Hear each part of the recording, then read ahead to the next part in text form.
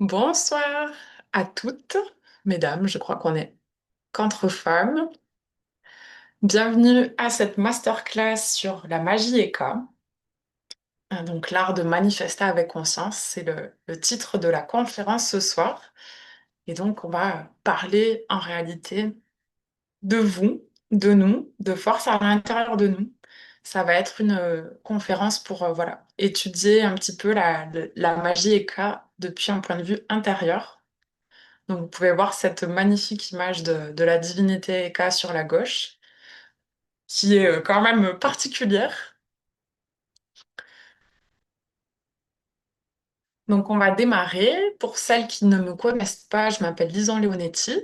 Donc, je suis la créatrice de Maison Nymphéa. Coucou Pauline. J'ai commencé avec la marque Le Lotus Bleu Botanique il y a maintenant 4 ans, bientôt 5. Donc, c'était une entreprise de rituels de bien-être autour de la fleur de lotus bleu, des infusions, des parfums, des baumes, des encens. On a créé aussi en parallèle avec ma mère le Jardin des Nymphéas, donc qui est une ferme à la campagne qui va accueillir l'été prochain des retraites en nature et des ateliers. Et voilà, tout récemment, il y a à peu près 6 mois, on a fait évoluer un petit peu l'entreprise et on l'a renommée Maison Nymphéa. Mais bien sûr, le lotus bleu reste au cœur de nos partages. Et aujourd'hui, cette masterclass EK, eh bien, on revient un petit peu dans les enseignements égyptiens qui, en fait, m'ont personnellement guidée dans ce chemin de l'entrepreneuriat, de construire un lieu, parce que, eh bien, c'est l'enseignement égyptien qui m'a aidé à comprendre, en fait, les forces constitutrices de l'univers, les forces créatrices que l'on peut utiliser, eh bien, pour créer nos propres rêves. Donc, c'est ce que je veux vous transmettre ce soir. Et c'est pour ça que la conférence s'appelle L'art de manifester avec conscience. Donc pour commencer, j'aimerais vous raconter une petite anecdote. Il y a quelques années de cela, je pense que c'était à peu près au même moment que j'ai créé le Lotus Bleu Botanique. J'ai vécu une expérience mystique intérieure, un état de conscience modifié, on peut dire. Et à l'époque, j'étais vraiment à fond dans la mythologie égyptienne. J'étudiais beaucoup la mythologie, la spiritualité. Et j'étais fascinée par ces divinités, notamment égyptiennes. Et je lisais beaucoup de retours d'expérience de personnes voilà, qui avaient vécu des états de conscience modifiés, hein. Il y a plein de manières. Il y a des gens qui vivent des expériences de mort imminente, des expériences d'instase mystique par la méditation, des voyages par les plantes, enfin, voilà, il y a plein de manières. Et j'étais fascinée par les retours des gens sur voilà, leur rencontre avec des divinités égyptiennes. Je trouvais ça incroyable. Et lorsqu'est venu mon tour de vivre une expérience et que j'ai voulu un petit peu aller à la rencontre de ces divinités, eh bien, j'ai reçu l'enseignement de l'intérieur que ces divinités n'étaient pas en fait des divinités à l'extérieur de nous, mais qu'en réalité, c'était des forces à l'intérieur de nous qu'il fallait découvrir par soi-même. Donc, voilà, ça a été un peu... j'étais interloquée, je me disais, mais pourquoi tous ces gens racontent ces expériences-là? Et moi qui suis passionnée et qui est en recherche de ça, eh ben, n'ai pas vécu cette expérience. Mais finalement, c'est une bénédiction parce que ça m'a amené au chemin que je vais vous partager en fait aujourd'hui, qui est le chemin de l'ésotérisme, le chemin de la voie intérieure. Donc ma conclusion de cette expérience et de mon étude après ça, c'était que les dieux égyptiens, en réalité, ce ne sont pas des idoles. Hein, on dit beaucoup que les Égyptiens étaient polythéistes. C'est une vision un petit peu... Alors oui, on peut le dire comme ça, mais c'était pas vraiment ça qui communiquait avec leur mythologie, avec leur religion, en fait. Euh, mais c'était plutôt une analogie de force à l'intérieur de l'homme. Donc, à l'intérieur de l'homme avec un grand H. Donc, des forces à l'intérieur de vous toutes qui êtes là ce soir. Aujourd'hui, je vois vraiment cette mythologie, ces divinités comme une cartographie en fait de la conscience, de forces divines qui sont à l'intérieur de nous Et quand on voit la vie comme ça, le regard sur ce qui nous entoure commence à changer. Parce que, vous voyez, on peut voir la divinité Eka, qui est iconique avec ses deux bras comme ça, comme une divinité avec un attribut, voilà, un peu mystérieux, hein. Souvent, quand on lit la mythologie, on trouve ça un peu farfelu, il se passe des péripéties un peu bizarres, ou bien ben, on peut le voir d'un œil intérieur et se dire, en fait, qu'est-ce que ça me dit à l'intérieur de moi? Et donc ça, c'est l'éveil de la pensée analogique, qui est le côté droit de notre esprit. On a un esprit qui fonctionne selon deux polarités, comme l'univers, hein, qui est régi par deux polarités.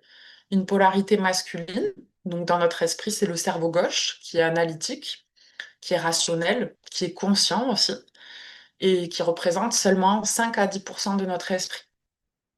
Et on a un esprit féminin, un esprit subconscient, qui représente lui la majeure partie de l'esprit, 90%.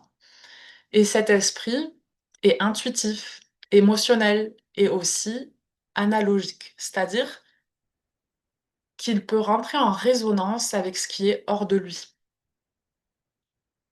Donc, en fait, la mythologie égyptienne, c'est vraiment cet art de l'éveil à la pensée analogique, rentrer en résonance avec ce qui est hors de nous. Et donc, quand on voit la vie comme ça, quand on éveille sa pensée analogique, on lit toute la création d'un œil différent.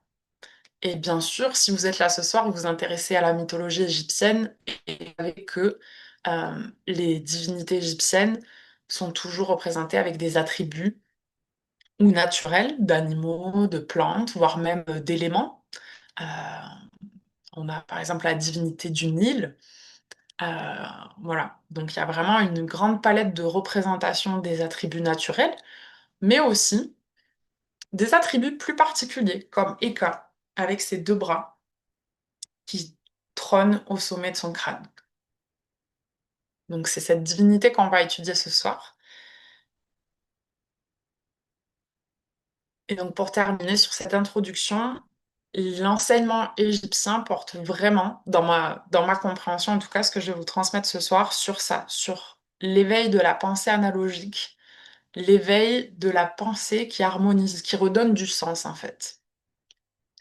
Euh, donc cette, euh, cette capacité d'éveiller sa pensée analogique, moi, elle m'est beaucoup venue grâce à la fleur de lotus bleue, voilà, avec laquelle je vis depuis des années maintenant, que j'utilise beaucoup, et bien sûr que j'ai beaucoup étudié, hein. Vous savez que en Égypte antique, on voit partout la fleur de lotus bleue, et j'ai beaucoup partagé là-dessus. Moi, je pense que c'était tout simplement parce que cette plante a le pouvoir subtil, justement, d'éveiller la conscience, d'éveiller cette partie de notre esprit. On dit que c'est la fleur sacrée d'intuition. Donc ça fait vraiment un écho avec eh bien, cette partie de notre esprit. Donc on va commencer avec eh bien, l'étude de Eka. Donc on va commencer de manière assez simple eh bien, en regardant... c'est la manière la plus simple justement pour éveiller la pensée analogique, c'est de pas trop se surcharger avec de la connaissance, mais plutôt regarder et essayer de comprendre de manière assez spontanée. Donc je vais vous partager un petit peu bah, le récit de la création de Eka. Donc qui est une divinité, un dieu, mais aussi donc ce que l'on appelle un éther, donc une divinité égyptienne. On va l'étudier plus en précision juste après, ce que c'est les néthers égyptiens. Et donc c'est la divinité de la magie. Et la magie, en langue des oiseaux, c'est l'âme qui agit. Donc on a vraiment cette notion de force spirituelle mise en mouvement. Ça va être tout le sujet de ce soir. Donc le mythe commence avec Atum, la divinité originelle qui flottait dans le Grand Noun, donc l'océan primordial, et qui était le potentiel non existant. Et Eka, donc la magie, se forme lorsque Noun devient existant. Mais Eka le précède. Donc là, on a le texte le sort ou l'incantation 261 du texte, du coffin text, qui dit l'univers m'appartenait avant que vous, les dieux, apparaissent à l'existence. Vous êtes venus après moi, car je suis Eka. Donc, la divinité Eka, elle précède non seulement finalement Atum, mais aussi toutes les autres divinités.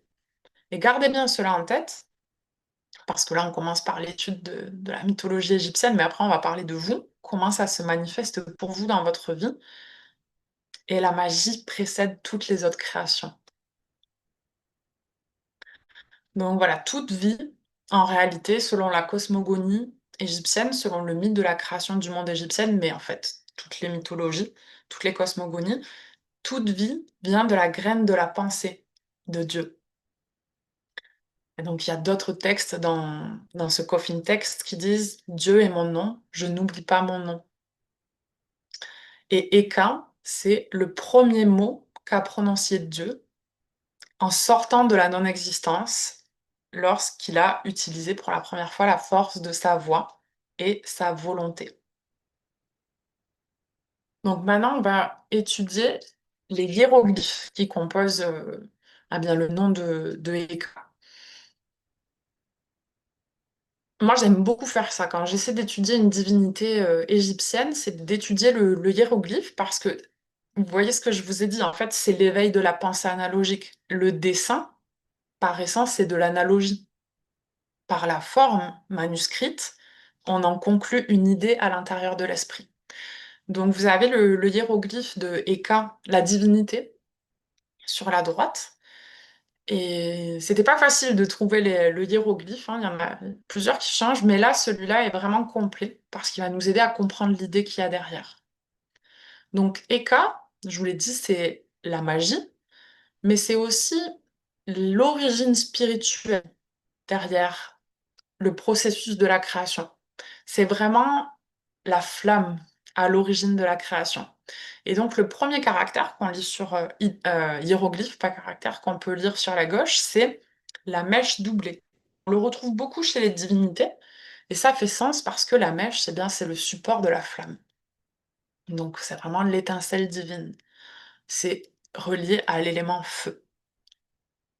Ensuite, on a les deux bras ouverts vers le ciel, hein, qui sont vraiment l'attribut de Eka, et qui est en fait le livre qui symbolise le Ka, l'esprit. Donc vous savez, les Égyptiens, ils ont vraiment une connaissance très fine des mondes intérieurs. Il y a le Ka pour l'esprit, le Ba pour l'âme.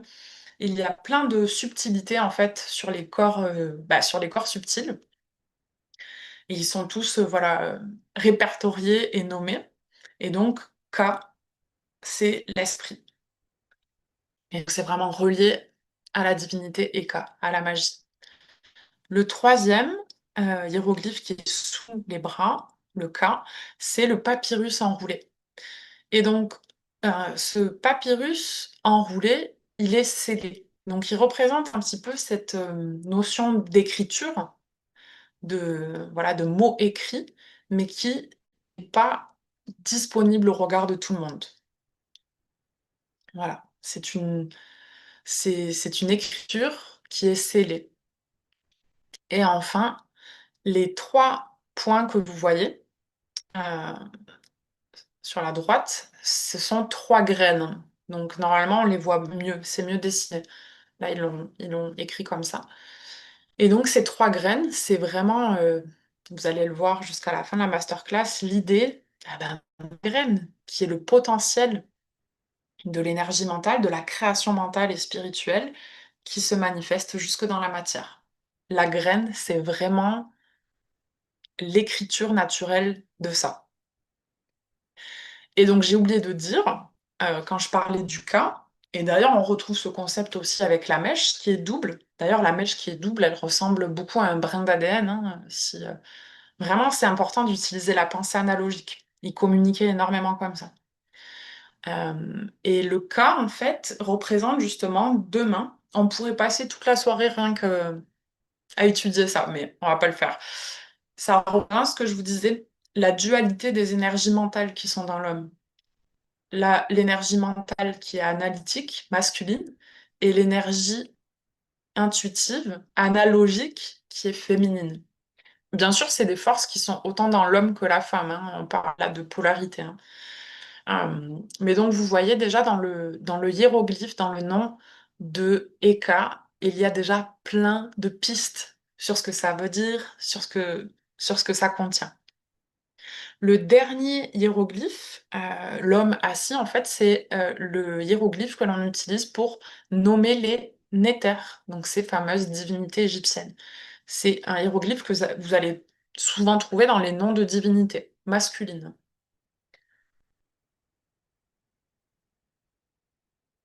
Donc voilà un petit peu pour la signification du nom de Eka. Donc Eka, c'est l'essence de la magie. On l'a vu, hein, il précède à toutes les autres divinités. En fait, il manifeste le potentiel. Il manifeste le potentiel avec les mots de pouvoir. Vous savez qu'en Égypte, ils avaient une grande science de nommer les forces divines, euh, de les identifier, de les invoquer. Tous les textes que l'on retrouve dans les temples, dans les pyramides, parlent de ça.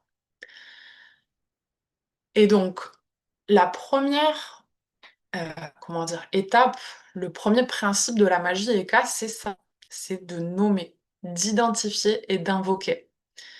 Et je ne l'ai pas écrit là, cette parole, mais pareil, dans le texte des pyramides, je crois, il est dit que ce qui ne peut pas être nommé n'existe pas.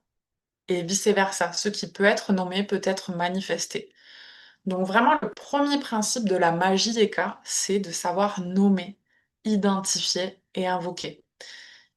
Et vous voyez que dans les grandes religions du monde, il y a vraiment cette science en fait de l'invocation, hein. Souvent, les prières, ce sont des invocations en réalité. Et ce travail-là, c'est le travail d'énergie mentale.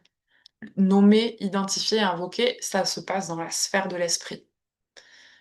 Le deuxième principe, et c'est là où vraiment on peut différencier Eka, qui est par essence une magie blanche, c'est-à-dire alignée à la volonté divine, une magie alignée à la loi naturelle. Et ben, c'est le deuxième principe, c'est l'alignement à la volonté divine. Et de nouveau, ce principe-là, il fait partie de toutes les religions. Euh, Chez les chrétiens, que ta volonté soit faite sur la terre comme au ciel, c'est l'application de ce principe-là. Chez les musulmans, Inch'Allah, si Dieu le veut, c'est l'alignement à la volonté divine. Donc, vous voyez, en fait, l'enseignement égyptien, c'est vraiment une source pour toutes les autres religions. C'est le même principe, euh, mais voilà, expliqué de manière plus analogique, on va dire. Et enfin, le dernier point, c'est la loi de l'attraction avec l'émotion associée, justement, à l'invocation et à l'alignement qui a été fait. Donc, pour que la magie Eka se manifeste et qu'elle soit complète, il faut qu'il y ait l'émotion attachée à ce qui est prononcé et ce qui est voulu.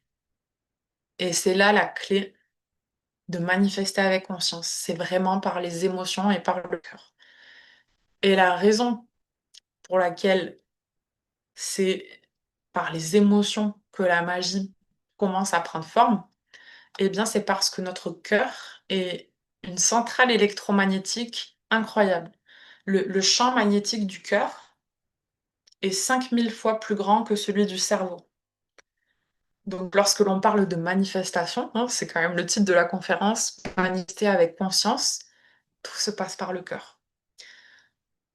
Donc, l'application concrète pour nous en 2025 de ces principes très anciens, c'est de nommer précisément ce que l'on veut de manière détaillée, de ce que l'on souhaite manifester au monde, l'aligner à la volonté divine, donc à la loi naturelle, à la Ma'at, hein, la divinité égyptienne de la loi naturelle, et enfin, surtout, de ressentir les émotions positives du résultat.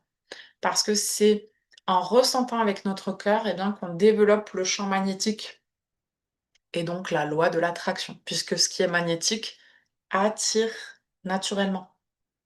C'est ça qu'on explique avec eh bien, manifester en étant soi-même la fréquence que l'on veut recevoir. C'est vraiment ce principe-là.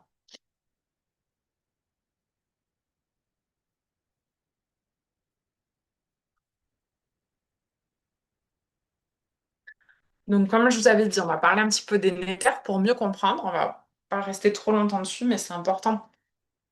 Donc, les néters, c'est le nom qui est donné aux divinités égyptiennes, qui sont en fait, on peut le voir comme ça, des impulsions divines ou bien des forces divines, mais qui ne sont pas des idoles extérieures. Vous voyez les dessins, ils étaient représentés comme ça. Mais en réalité, ce sont des forces qui sont dans la nature. Donc c'est pour ça qu'on va donner l'attribut, par exemple, d'une tête de bélier ou de lionne, dans la nature, mais aussi dans le corps, ou bien à l'intérieur de nous.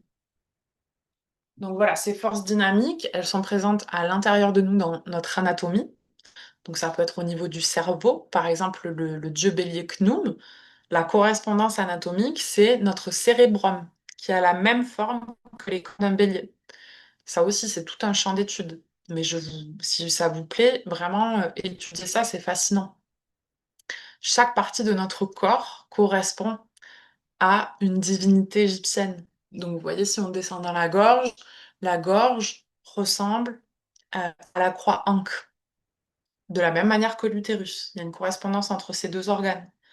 Le cœur, l'intestin, par exemple, ça correspond à la divinité Apophis, le serpent. Donc, une correspondance anatomique, mais aussi à l'intérieur de nous. Et bien, par exemple, pour l'intestin, c'est la capacité de digestion et d'élimination, qui est une capacité spirituelle aussi. Donc, vous voyez, les divinités égyptiennes, c'est pas voilà, des statues ou des idoles que l'on vénère pour attirer la prospérité, la chance ou que sais-je. C'est une cartographie de notre propre conscience, de comment elle se manifeste dans la nature, mais aussi en nous. Et donc, ce sont des forces dynamiques. Euh, Sans aller dans des concepts trop compliqués, c'est le concept des fractales, de ce qui se répète dans l'infiniment petit et l'infiniment grand. C'est aussi la maxime hermétique, ce qui est en haut est comme ce qui est en bas. Donc vous voyez, les néters, c'est tout ça. Et donc ça change énormément le regard sur le monde qui nous entoure, d'avoir ce regard. Et le dernier point sur les néters que je trouve vraiment passionnant, c'est le mot tout simplement néther, qui en fait fait référence à la nature. Je pense que le mot nature est dérivé du mot néther. J'ai pas trouvé de source qui expliquait ça, mais voilà, la ressemblance, elle est frappante. Et de toute façon, moi, j'ai vraiment ce regard sur la nature qui est un éther. Enfin, chaque créature naturelle est un éther et a un enseignement. Donc, voilà, là, on a l'exemple du bélier et de la lionne, mais il y a bien sûr aussi le nénuphar, le papyrus, toutes les créations naturelles. Donc, je vous ai parlé de quelques divinités là, mais par exemple, on a aussi la divinité Hathor, qui est représentée par la vache.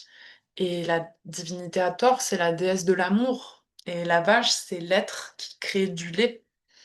Et donc, en pensée analogique, c'est cette conscience du cœur chez nous, de pouvoir, ben voilà, avoir cette force nourricière du cœur que dans la nature, la vache incarne le mieux. C'est une force qui est aussi présente dans l'homme. Dans la femme en l'occurrence. Donc voilà pour les néters. Donc maintenant, vu qu'on parle de conscience, de manifester avec la conscience, qu'est-ce que c'est la conscience dans le fond? C'est plus complexe que cette planche, mais la conscience, souvent on imagine que c'est que la pensée, ou voilà, souvent on dit que c'est limité à la pensée, mais en réalité pas du tout. C'est lié à la mémoire. C'est très très important le concept de mémoire et vous voyez bien qu'aujourd'hui on perd énormément la mémoire. Nous déjà en tant que Français, notre culture est vraiment victime d'oubli. Et parce que voilà, si on enlève la mémoire, on enlève la conscience. Mais vous voyez aussi, en tout cas moi j'avais beaucoup étudié ça à un moment, qu'il y a de plus en plus de maladies neurodégénératives, où les gens perdent la mémoire. L'Alzheimer, par exemple. Et la fleur de lotus bleu, qui est la fleur de la conscience, agit sur la mémoire. Elle contient des principes actifs utilisés justement pour guérir certaines maladies comme Parkinson ou Alzheimer. Donc c'est assez intéressant. Et les Égyptiens, on voit bien qu'ils ont fait tout ce travail de conservation de savoir pour préserver la mémoire, pour que nous, là, en 2025, on puisse parler de tout ça. Le deuxième pilier de la conscience, c'est l'imagination. Et ça, c'est pareil, on n'en parle jamais. C'est hyper important. Souvent, quand on vit des expériences intérieures ou de méditation, on nous dit de ne pas penser. Alors, il y a des exercices intéressants, hein, la vacuité cérébrale, de faire le vide et tout ça. Mais l'imagination, c'est hyper important. Regardez les petits. Les petits, en fait, ils incarnent tout ça à la perfection, puisqu'ils sont très conscients quand ils sont petits. Et l'imagination, dans le travail qu'on va faire ce soir, c'est hyper important. C'est la source de la magie, justement, puisque c'est là où on commence à créer. Il y a aussi les pensées, bien sûr. Donc c'est pour ça qu'il est hyper important de maîtriser ses pensées, de savoir les observer, de ne pas en être esclave, mais maître. Donc savoir, observer ses pensées, euh, les recadrer lorsque l'on voit que ce ne sont pas des bonnes pensées et les remplacer par des bonnes. C'est toute une science. Et voilà, c'est les sciences de la conscience. Et enfin, le dernier point, vous vous rappelez ce que je vous ai dit sur l'aspect émotionnel, c'est les émotions. Donc surtout les femmes, on a une capacité à ressentir la conscience de manière émotionnelle très très forte.